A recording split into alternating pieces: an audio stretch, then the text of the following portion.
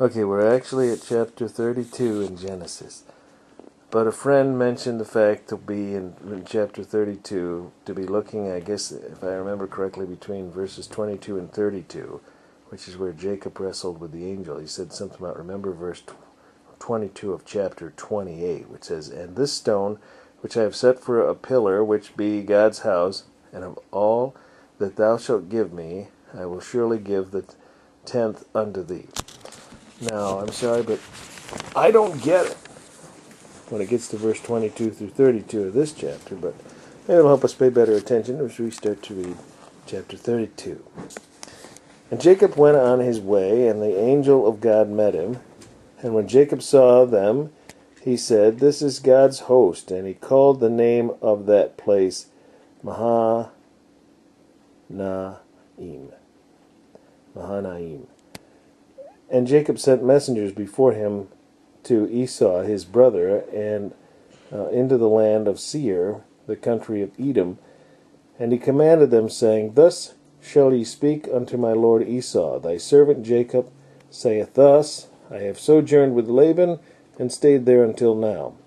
And I have oxen, and asses, flocks, and menservants, and womenservants, and I have sent to tell my lord that I may find grace in thy sight.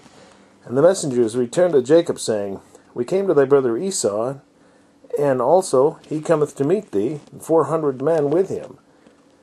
Then Jacob was greatly afraid and distressed, and he divided the people that was with him, and the flocks, and the herds, and the camels, into 2 bands, and said, If Esau come to the one company, and smite it, then the other company which is left shall escape. And Jacob said, O God of my father Abraham, and God of my father Isaac, the Lord, which saidst unto me, Return unto thy country and to thy kindred, and I will deal well with thee. I am not worthy of the least of all the mercies and of all the truth which thou hast shown unto thy servant. For with my staff I pressed over this Jordan, and now I am become 2 bands.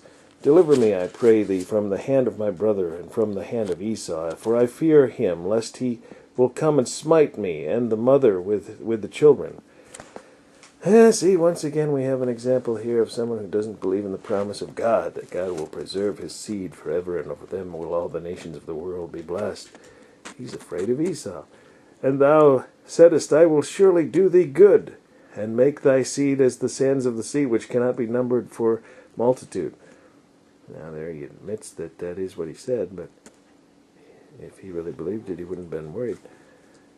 And he lodged there that same night, and took that which came to his hand, a present for Esau his brother, 200 she-goats, and 20 he-goats, 200 ewes, and 20 rams, 30 milch camels and their colts, 40 kine, and 10 bulls, 20 she-asses, and 10 foals.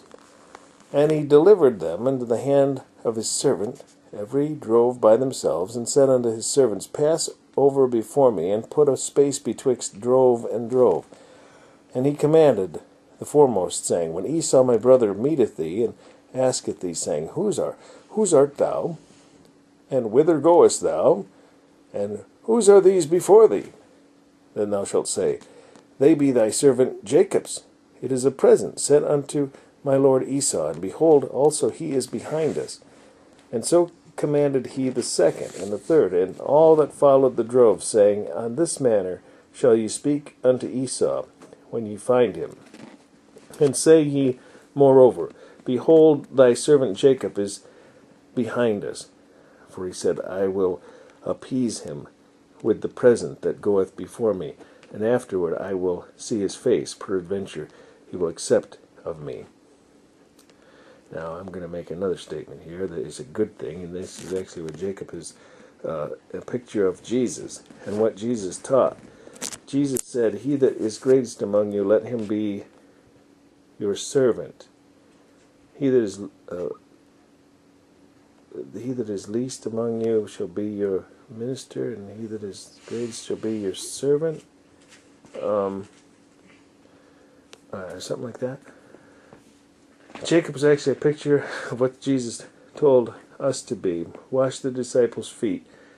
he was very humble, whether he did know, and maybe he was just charging God and reminding him, look, you have promised to give my seed, multiply my seed as the sand of the sea. But maybe he was basically saying, I am unworthy. And my brother, he knew that he would really, in the way things were done, that he was firstborn, deserved the birthright, and he kind of tricked him, even though God still was going to bless Jacob. But he did a very humble thing here. So, verse 21, went the present over before him, and himself lodged that night in the company. And he rose up that night, and took his 2 wives, his 2 women servants, and his 11 sons, and passed over the ford Jabbok.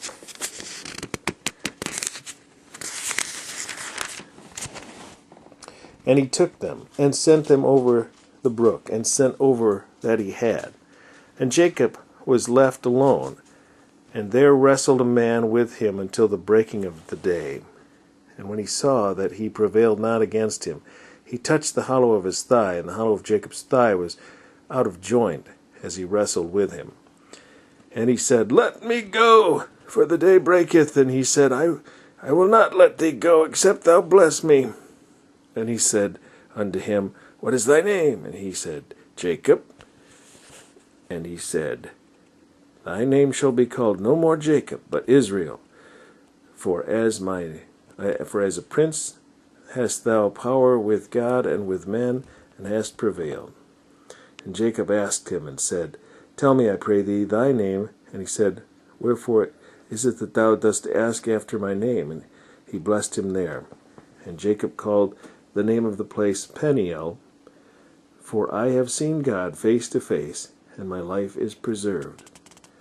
And as he passed over Penuel, the sun rose upon him, and he halted upon his thigh. Therefore the children of Israel eat not of the sinew which shrank, which is upon the hollow of the thigh, unto this day, because he touched the hollow of Jacob's thigh in the sinew that shrank. Now see, that's an interesting comment too, because now I may be off base here, but it doesn't command anywhere that they should not eat of the sinew. This is something apparently that they decided to take upon themselves, which, once again, I don't say this with great authority. I say this wondering if this is the case, but this could be like an example of the Jews adding to the law that was never told them to do. It's just like something that they do, and it became a tradition which wasn't necessarily ordained of God. But people can feel free to comment if they think otherwise.